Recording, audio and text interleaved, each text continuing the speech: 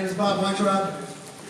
I've been a principal in Lowell, K to 8, Brookline Runkle, K to 8, Brookline High School, 9 through 12. And it's, research says it's the second most important job with an impact on student well-being and student achievement. That's what all the research says. The principal has the second most power over those issues. A teacher has the first most power. We all know that.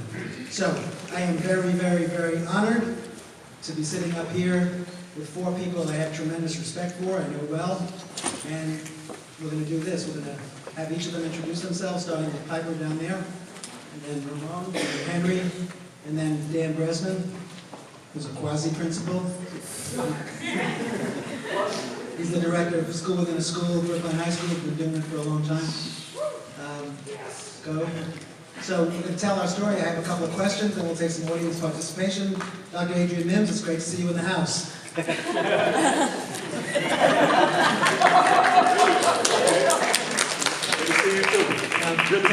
Take your coat off and sit down and behave yourself. Dr. Piper Smith-Mumford. Thank you. Thank you, Bob. I'm really happy to be part of this day, and I feel really like the city is inspiration rubs off. I really think about how I got here, because if folks really know me, they know that speaking in front of groups is not exactly what I would choose to do if I had to do wrong. There's a short list of things to do, but I've learned as the years have gone by that it is really not about me, but more about whatever message I'm trying to deliver. So I stopped thinking about the personal part and think more about what you want to share. And so I'm I feel really blessed having had 33 years in Brookline, starting as a guidance counselor at the high school, and then on to be principal of the freshman campus. The freshman campus rises again. And 17 years at Pure School. Really wonderful.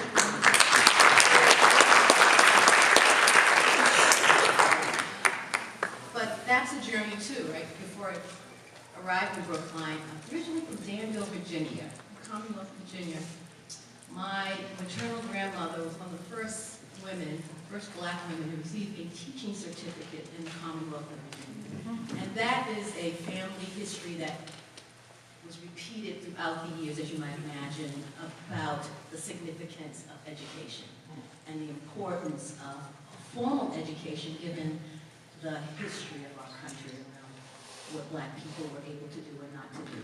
And so that legacy in my family, many, many cousins, aunts, sister and a brother, all educators. And I knew when I retired 3 years ago, I was done being a principal, but I was not done being an educator. And so part of that is what brings me here to share whatever wisdom you might glean from what I have to say. But also as I think about the other things that I'm doing now. So I'm coaching and mentoring principals. I'm working with a group of principals from across the state in a program entitled Soul of Leadership. And I was drawn to that particular program to work with another colleague, former principal here in Brookline, to help these principals connect with one another, because it's such a lonely job, and to figure out how to find some work-life balance. I wish someone had told me that was possible, because when you do the job, 18 years doing the kind of work that you've done, Ramon, that you spoke about, I bet you have, I'm guessing some of the work-life balance is a challenge, and yet so important.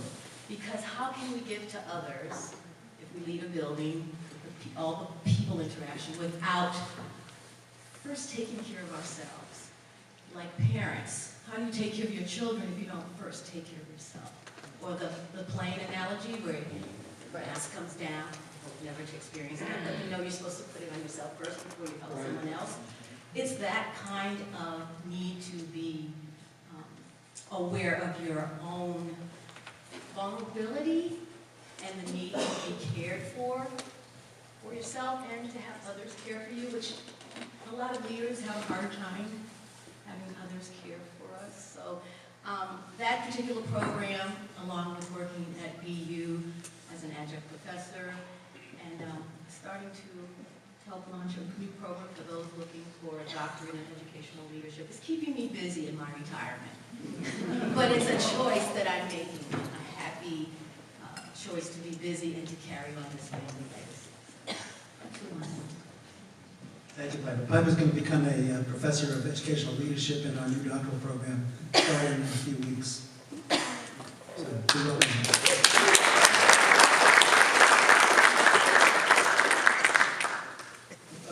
Ramon, people know you a little bit. Talk about after Middlesex School. Like what happened after Middlesex School that led you to be principal? So it's interesting. I left Middlesex, went to Cornell University, and I was an activist at Cornell. I come from a family of activists. My father was a young lord, which some of you know, Puerto Rican equivalent of the Black Panthers. So I grew up under that. And so when I went to Cornell, we were protesting financial aid because Cornell at the time was saying that they were going to move away from the current way of awarding based on need. And I remember I had a friend who was, we were both protesting. I think the friend wound up spraying a fire extinguisher, I don't know why. Now this is, we're kids both from East Harlem. He was my mentor at the time. And he was about to be arrested for doing that.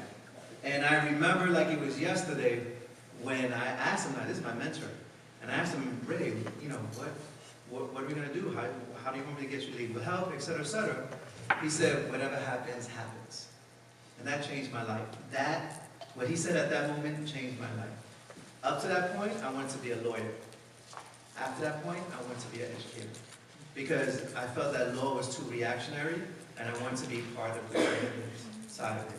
And I just couldn't believe, and I couldn't believe that here we are at this incredible university with all these resources, and Ray was still Ray from the block. He could not make the change. And so I think after that, I said, I have to get into education. I was telling a couple of people, I wasn't even sure I was going to be a teacher. But I know I wanted to lead a school. I know I wanted to be able to impact the neighborhood. And I never want to see another Ray whose answer was, it is what it is. And so that's how I got into the education business. I've loved it from day one. I enjoy when you asked about the self-care piece, I think I'm just so forward. I'm not even thinking, it's sad to say. And I think I probably take that from my dad, who also, we have a lot of activists who struggle with that self-care piece. But I will say, I've been fortunate to go to South Africa, Rio, Netherlands, Jordan, many different countries because of education, because everyone is just like you. They want to know how can we do it better, and how can we make our kids have opportunities for success. And I think that is my reason for getting up in the morning, and that's the reason why I'm doing it. Thank you. Resman, talk to us. Hello, everybody. Can you hear me here? Is this one on? No.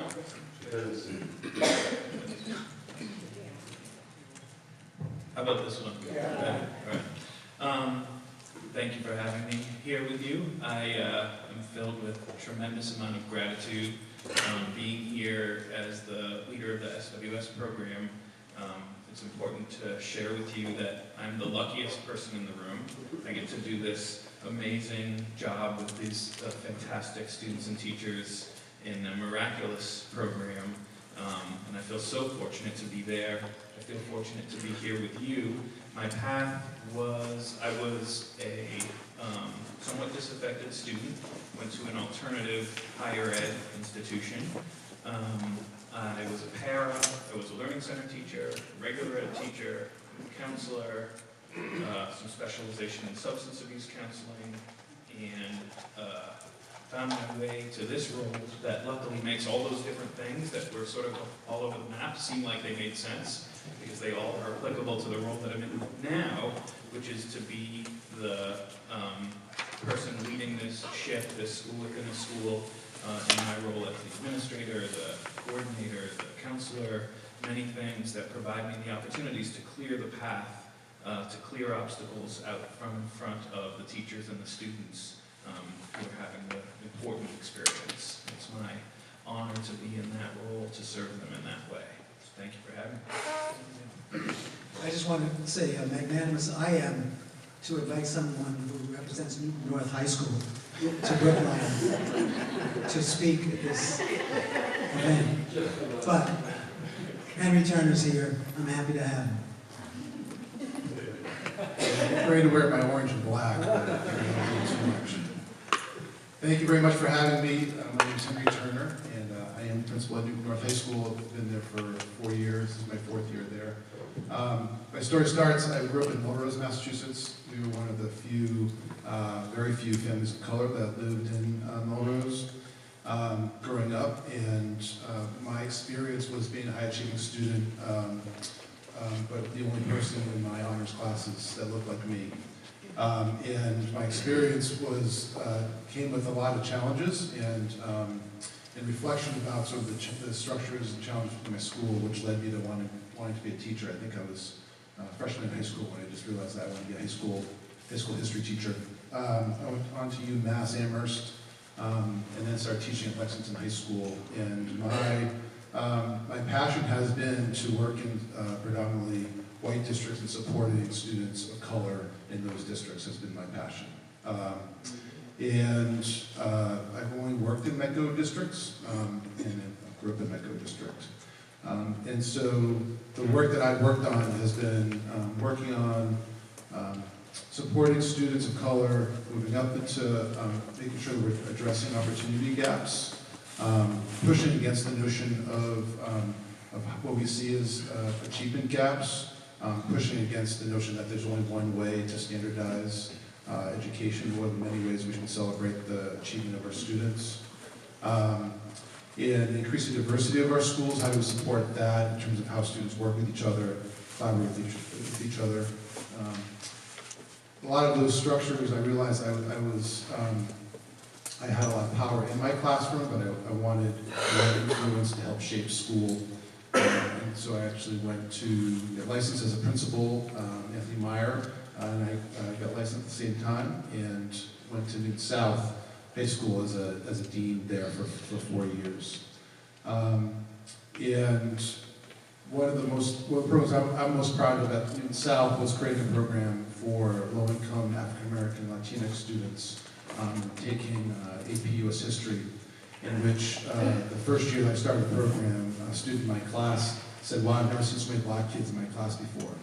African-American students saying that, which was a profound moment of really knowing this is the work. And we had a lot of success, demonstrated success in that program, which also helped me to really focus on wanting to become a school leader. Had the privilege and opportunity to go to Bedford, become principal at Bedford High School, and work under John Sills, who was the previous panel and is a great mentor of mine.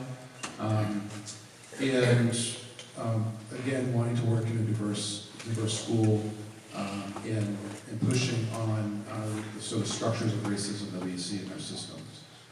I went to Boston College, I have a doctorate, and there I'm also passionate about technology education, and wrote my dissertation on what do superintendents do to gain acceptance of large-scale technology initiatives. And at Bedford, we successfully rolled out a one-to-one iPad program that, I think when we were rolling out this program, we learned of the opportunity gaps that exist when we create these kind of pilots and initiatives. And we were, what I was proud of at Bedford was that it was a commitment of giving all students devices and looking at equity as the lens for why we're providing all students devices, as opposed to bring your own device, which a lot of school systems have done, which creates an inequitable system, but thinking through that lens of equity. When I went to Newton North, I see Newton North as a very similar school to Brookline. Newton is a place that I care a lot about, and it's a city that has really worked around issues of race and diversity for a long time. And as I started there, it was a district that was struggling with issues around anti-Semitism and racism. There had been, in the spring prior to me getting there, there had been some anti-Semitic comments that had been made in the school building. There was a very popular situation which, or incident where we were playing Catholic Memorial, and they were cheering, "You killed Jesus." We were cheering, calling it a sausage fest, because it's an all-boys school. So there's a lot to unpack in both of those comments. That was the school that I came into, and 2 weeks into my principalship. There were students driving, it was 2016, students driving around what we call Tiger Drive, which is a central loop, students waving the Confederate flag, honking a horn. And we continue to work to fight that, against that incident. And I'll just say that the way that I've learned about the principalship is that from when I started as a student to entering the principalship, I really focused on how I can work harder. And I think that's actually an issue that a lot of high achieving students of color and other groups do try to internalize. I think that it's about, like, if I work harder, I'm going to be able to get this. And what I've learned as a principal is that it's a community effort, and that's how I try to lead. Really focus on this idea of distributed leadership and how do we connect others to how to empower our students, how to empower our teachers to address the issues that we want to address as a school. And so I'm happy to talk more about that. All right, thank you very much, Henry. So I just want to frame this conversation right now with the fact that Brookline is searching for a new superintendent of schools. Hugely important search at this moment in our history. And I want to, this day is designed to highlight excellent leadership in schools and districts. And I want to thank the 6 school committee people who actually are here or have been here today. As I look around, David Perlman, maybe you should stand up because you guys are the decision makers. David Perlman, Jennifer Monopoly, Suzanne Federspiel, Helen Charlevsky, Sharon Abramowitz, I think that's 5, and Susan Wolf-Dickoff was here and she had to leave. So I want to thank the school committee.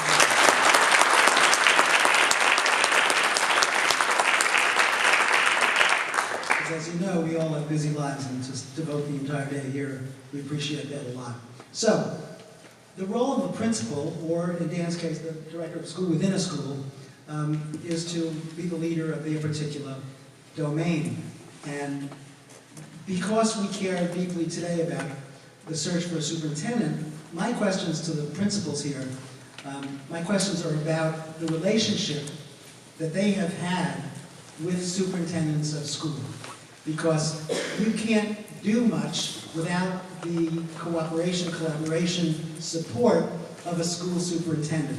And so the first question that I'm going to ask the panelists is, and I like talking about stories, but talk about times when you proposed something new, or you had something you needed to do, and you needed the support of the superintendent, and had that go, the good, the bad, the ugly.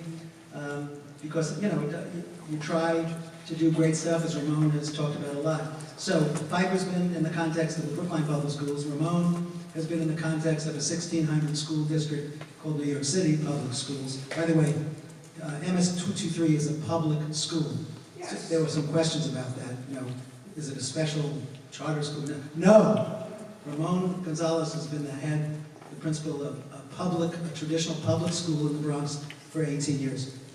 Henry obviously has to work with the superintendent of schools in Newton, and Dan has to work with the headmaster of the high school, but also the superintendent in Brookline. So, Piper, do you mind if I start with you and talk about relationship with superintendents, the good, the bad, the ugly, focusing on the good. Focus on the good. So I was thinking about thinking about a particular occasion that illustrates for me what kept me being a principal, or at least the initial stage of what it really means to go out on a limb, take a risk, and know the superintendent has your back. Know that you will be supported. And you may make a mistake, it may not be exactly the right thing to do, but you have someone who will work with you to try to figure out what the next step should be. And not make you feel like a failure. So I think about early, maybe their second or third year as principal at Pierce, and we had a very inequitable distribution of special education students in the Upper Learning Center with one special education teacher and 33 students across 4 grades. And this happened this particular year because students would move up and they'd move from one lower grade learning center to an intermediate grade until this upper, and it was clearly not an equitable situation, and parents were livid, and they were calling me, writing me, and not in their eyes, not moving fast enough, calling the superintendent. In the meantime, I was saying to the superintendent, I think I know how we might resolve this. There's a short-term solution I have in mind and a longer-term one that involves more money, but the short-term one doesn't. The short-term means I do it in juggle. So he and I met, and we strategized because we planned a parent meeting, mostly with the vocal parents who were very, very upset, and legitimately so, because it was clear this one teacher and one para would not be able to meet the range of needs across 4 grades. We went into this meeting after he and I met and we come up with our plan, and we let the parents, the most vocal ones, vent. Maybe it was 12 parents there, but they were a mighty 12.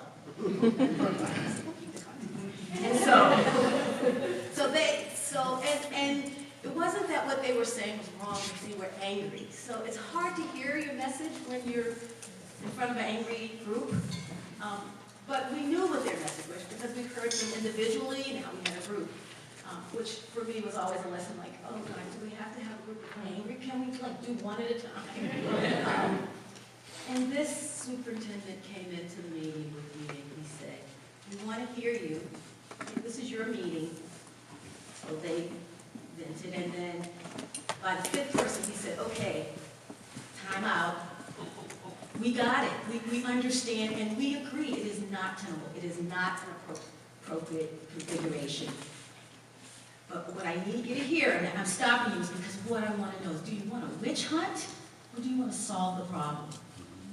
It was so like the air in the room just went, shh. Because clearly they wanted to solve the problem, but the way they were coming at us, somebody's head was got to roll. So, somebody's fault that this happened. And instead of focusing on that, we wanted to focus on how to fix it. So then we allowed me to stand and deliver what we thought at that time would be a temporary solution of redistributing, looking at numbers, not just numbers, but needs, because we know the numbers don't tell the whole story, and trying to come up with a solution of moving kids and learning center staff so that the equitable nature would be achieved that year, that next week.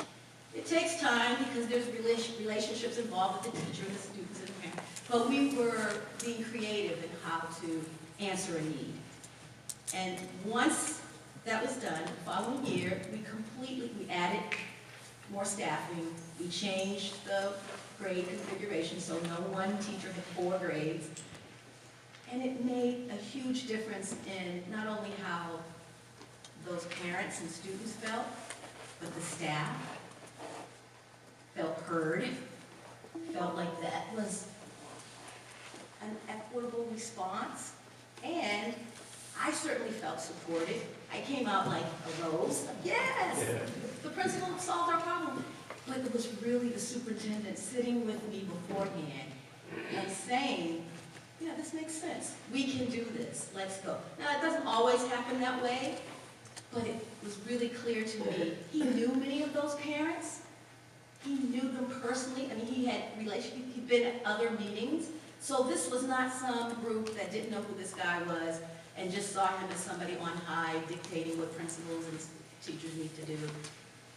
He had a relationship with principals, with teachers, and with parents. And so there was a level of trust that even if the answer we came up with was not one that they got excited about, they were willing to give it a try. There was a level of trust. And so for me, that's an example of how I always sought that kind of relationship with the superintendent I'd be working with. Thank you, Bevan. We'll let them go? No, I'll look at you. So Ramon, you for 18 years have done this, that, the other thing, this, that, the other thing. Over 18 years, you what do you call it, iterating, or whatever you use that term. You changed over time, and you obviously you didn't work with the chancellor of the New York City Public Schools, did you? But you did probably work with the local superintendent who only had responsibility for about 60 schools, right? Okay, so, again, I want you to talk a little bit about a couple, one or two of your innovations and how that was allowed to happen in the relationship that you had with whoever was your boss at the time. Like the extended day, like the arts programs that you brought in, the money that you raised, the many, many things that you did. What was the nature of the relationship with your direct supervisor, maybe the local superintendent, that allowed this to happen? And was it easy or was it hard? Talk about it. So, my superintendent knows that I'm aggressive, but not reckless. And I say that as an understanding because there's a trust that exists. And he knows I'm going to push that equity agenda throughout the district. And he knows I'm going to always advocate for my children. That's well established. What I try to do is make every situation a win-win situation. I try to understand the politics that he is under, and I try to make sure that if it's something that I have to move ahead, an agenda, that it's something that we can apologize later, and it's going to be forgiven. Right? I understand the role. I think another piece that I think I had to learn early was for me not to seem as a threat, because of the fact that I was advocating. And I think once we came to terms with that, and that was really through a combination of activities together, both public and private, I think we understood each other very well.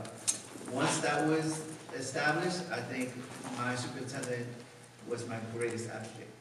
And I don't think I could be where I am at today not having a superintendent who's a big fan of what we do at the school. And so, we've been covered in the Wall Street Journal, New York Times, like major publications throughout, and I've always asked my superintendent to be part of those things.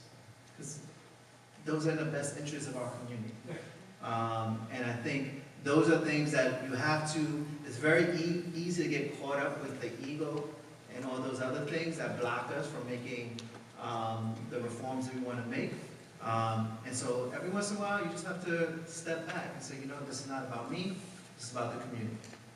That is hard to do in the middle of cameras in your face and all the other things.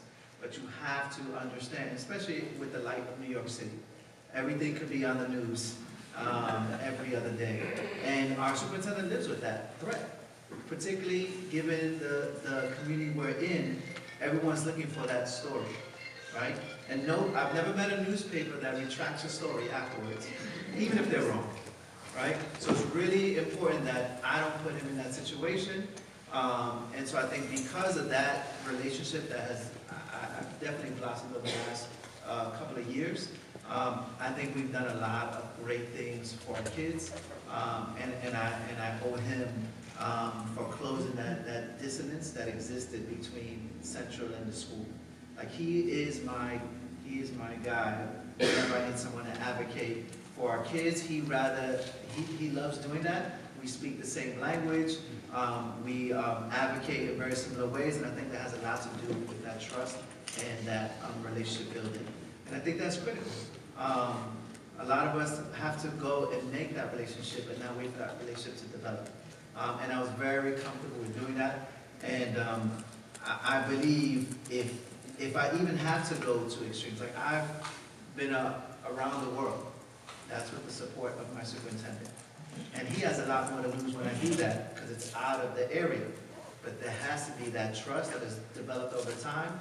And I would say our community owes a lot to him because he is the one who fights harder than anybody.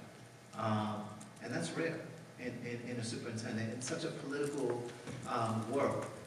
So because of that, I think it's made me even more loyal to ensuring that his agenda, which is usually our agenda, is the agenda that we move forward. You ever been smacked upside the head by your boss? I mean, I've gotten about, wow. That's it. Little hand. For what?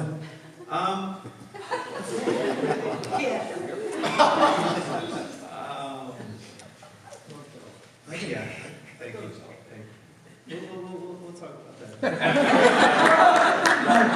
The reason I asked that is because Ramon said something that I used to say all the time. I'd much rather say I'm sorry than say please. Because if you say please, then the answer might be, well, no. If you say I'm sorry, you already did it. It's just a political strategy. And he told me about that. Okay, Dan Bresmo. Talk about relationships with your superintendent, whatever, higher up person. I think that oh wait, is this one, is I working on this one? In my case, I find that sometimes there are two parallel truths. So some of my answer to the question is about me and my role personally and the reputation or relationships I've built for myself with the higher ups or the superintendent or the different central office or other folks. And some is me as a representation or manifestation of this program that I'm representing. So I've been fortunate to have been put in a position to earn my own reputation and get myself to a position where some amount of trust is invested in me and the judgments that I make from supervisors. More importantly, in some ways, is that when I'm engaging with superintendent, assistant superintendents, principal, any of those different leaders in the school system, I'm in some ways embodying this democratic program that has these renowned staff members, well-known, well-regarded staff members, these fantastic, active, invested, and engaged students who are looking to exercise their muscles of activism when opportunities allow. So one of the lessons to take from the setting that I'm operating in is what happens when you allow communities like the one that I represent develop inside a school system.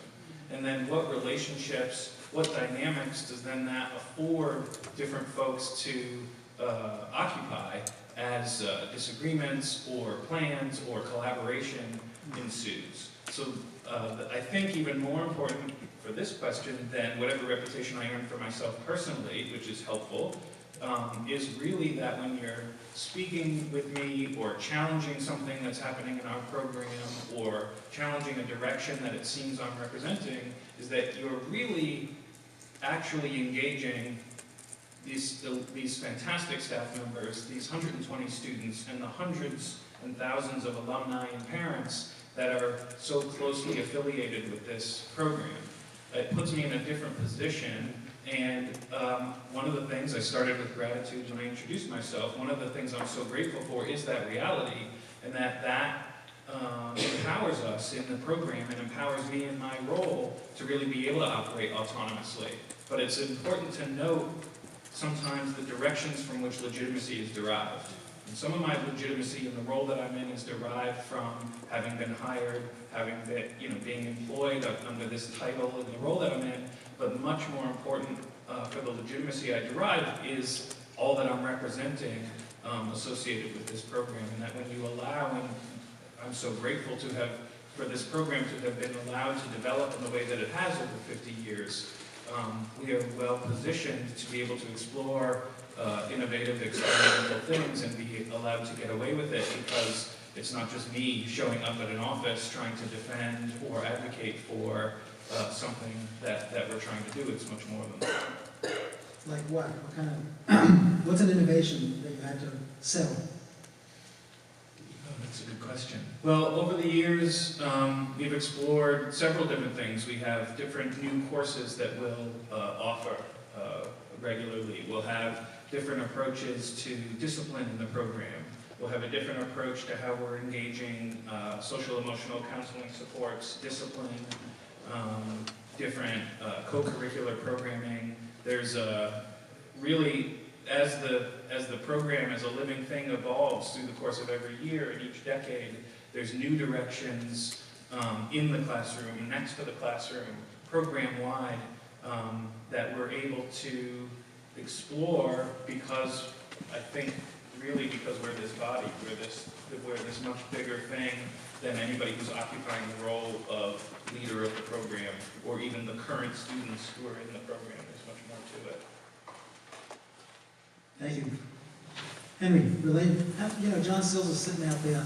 I could excuse myself if you. Like I said, I think I'm the only Okay, person John, who'd be maybe you should superintendent, leave former this. superintendent in the room. John, you described John as a mentor of yours, so you've worked closely with John.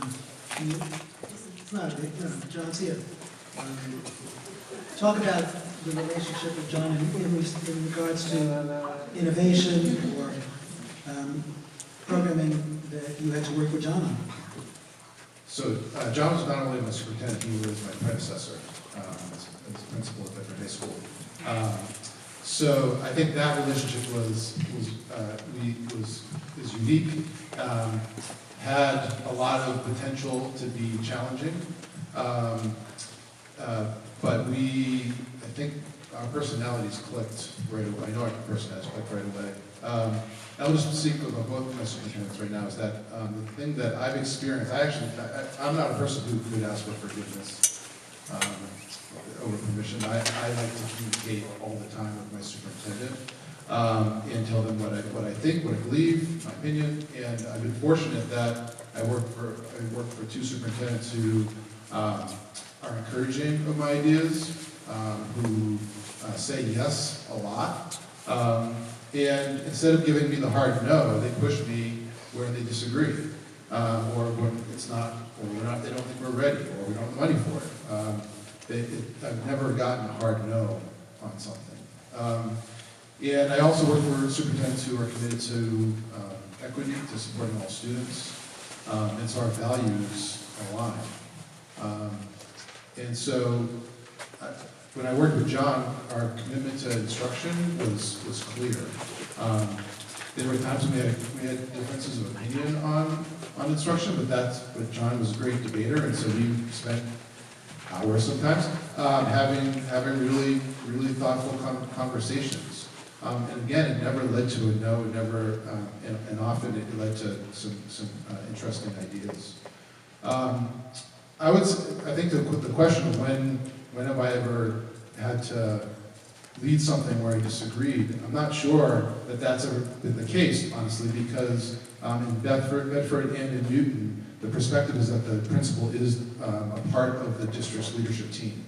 And that's a district of 2,500 in Bedford and a district of 14,000 students with 22 principals in Newton. The principals, it's regularly said, principals are part of the leadership of the district leadership team. In Bedford, we met every single week for a couple of hours. In Newton, we meet less frequently, but there are times for principals. We have 2 retreats a year with the principals in the central office, where we norm our district's priorities, and we meet monthly with our larger administrative councils as well. And I would just say that I have 500 adults in my building, and so and I have 16 administrators, and so I lead in the same way. Is that I try to say yes more often than no. I try not to give hard no's, and I try to push, which is the same kind of modeling that I want my department heads who are working with their teachers, and my teachers who are working with their students, is that I want an innovative school where ideas can be pushed, ideas can fail in the classroom, and ideas can fail. And I would say that, there's an initiative that I think that it's just an idea of where this has worked, and I've made a mistake, is we just recently shortened our first quarter to try to address the stress of our high school seniors. When I pitched this to the district, they thought this was kind of a crazy idea, but they were supportive of it. We were focusing a lot on relationships and sort of slowing down the year in a lot of ways. And we actually, it led to a reduction of stress of our seniors, but more stress for our underclassmen for a variety of reasons. So it was a mistake, but it was a demonstration that we're going to make mistakes, and we expect you to make mistakes, and that's okay. And I've never gotten a slap on the wrist or anything like that. It's a reflection of that learning, and I think that's what their expectation of me is, that I'm going to learn from. I'm going to learn and grow. And I would say that something where in Newton, I just want to say quickly, is that we are leading a new high school schedule that really is a really complex, challenging component where we're trying to slow down the day. We're going to give, we're calling flex blocks in the middle of the day for all of our students. It's very unstructured time. And lengthening our blocks, which I think 100% of our students are against, but the idea is to push deep thinking and active learning for students, is that this was not something that our superintendent had in mind. But over the course of a couple of years of deep conversations, he's now become a cheerleader of this. And I think that's what makes us a healthy district, is that kind of push and pull, which certainly takes a lot of time. Thank you. And so it's clear that each of you has identified a strong, collaborative, trusting relationship with your superintendent as a key element of your success and satisfaction, yes? So that's, because I'm going to ask you one more question and then open it up a little bit. I didn't tell you I was going to ask you this question, so you have to think on your feet, which you're used to. If you were to think of, aside from the fact, you clearly identified relationship as a key in terms of working well in a school system. What's another characteristic of a superintendent of schools that comes to your mind that's very, very important? And I'll let you think 2 seconds. And now I'll ask you to answer that question.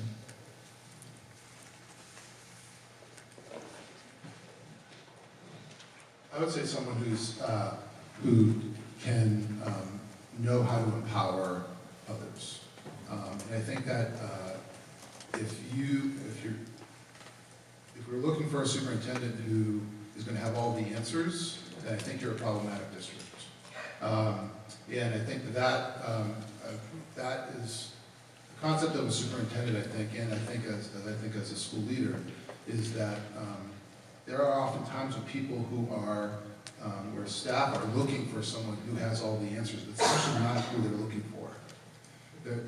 We are best as a district when they are struggling through ideas, when they're leading, when they're taking initiatives, and they feel safe to be able to take those initiatives. And the best ideas come from a grassroots perspective. And so I remember as I was applying for my principalship, we do a full day process, and that was the question that everyone was like, what's my vision, what's my idea? And I had no idea. I had no idea what my vision was. I needed to know what the school was first. And I think that is clear what I expect of my superintendents as well, is to hear and to listen and to think through the idea as opposed to feeling they have to have the answers. Thank you.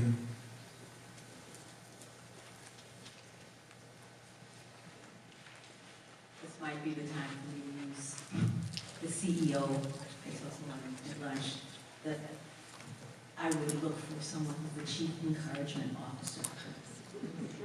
Or I like empowerment, chief empowerment officer. Because you just need someone who, when you see them, they are in your corner, they're your cheerleader, they are there for you.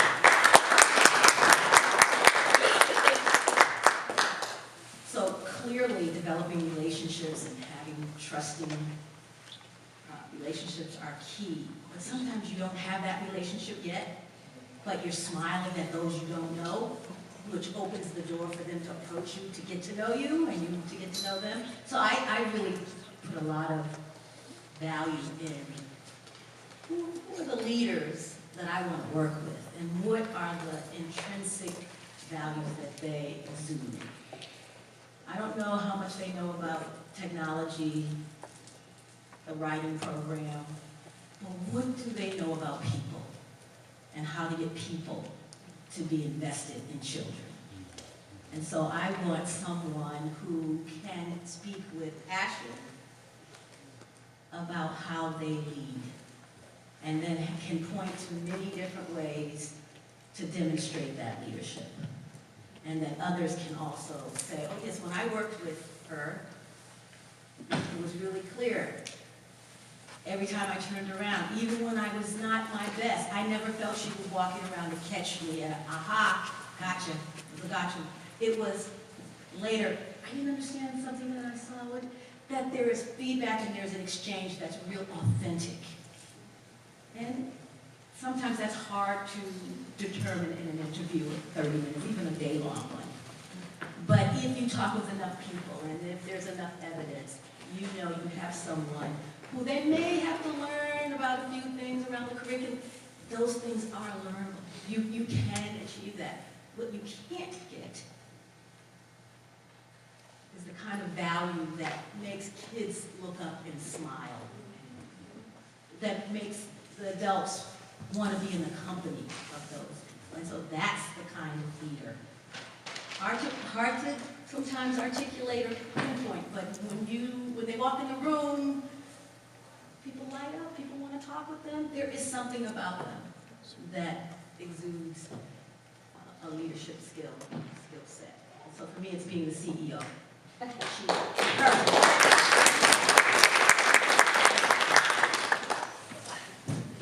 So I think in New York, where you're dealing with maybe 25, 30 schools, might be a little different relationship.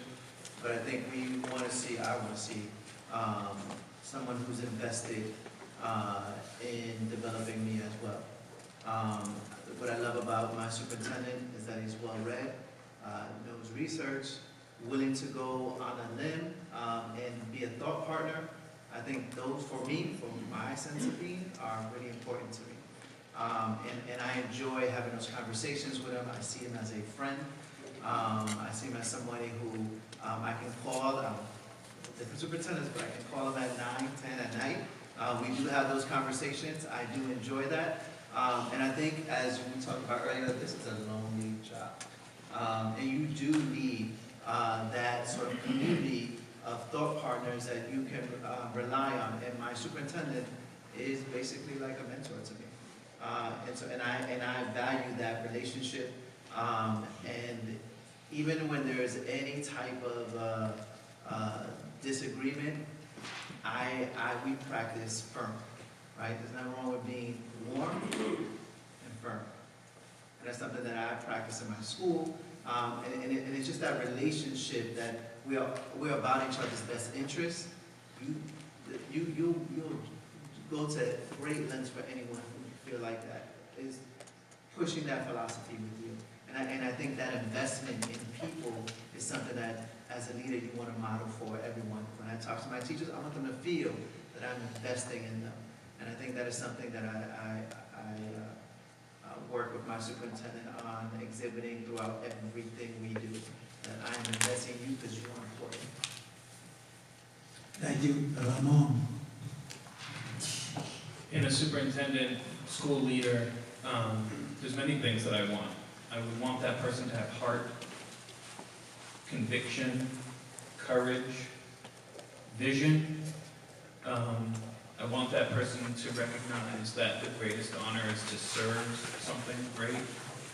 I want somebody who recognizes the Socratic principle that the greatest knowledge comes from first acknowledging how little one knows.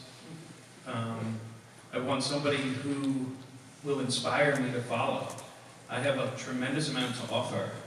I want to be inspired to take that journey and dedicate all my time and all my energy, because the vision is meaningful and the conviction is inspiring, and we can rally all of those alongside and move forward because we're believing in something together.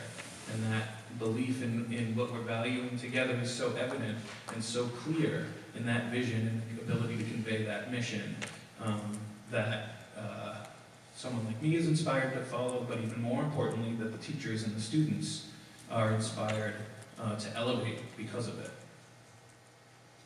Thank you, Dan. Is there anybody in the audience who has an incredibly compelling question? Because we have another panel coming up. If you have a really compelling question, I'll accept that.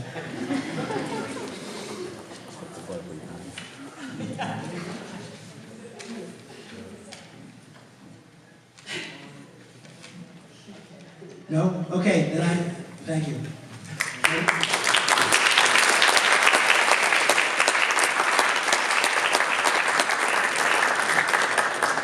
One word that is so clear to me from this panel is that they love their work, they love their colleagues, and they love the children. And it's a beautiful thing to be on this panel with them. I love all of you guys. Thank you so much for your time. Let's get going with the next panel. Thank you.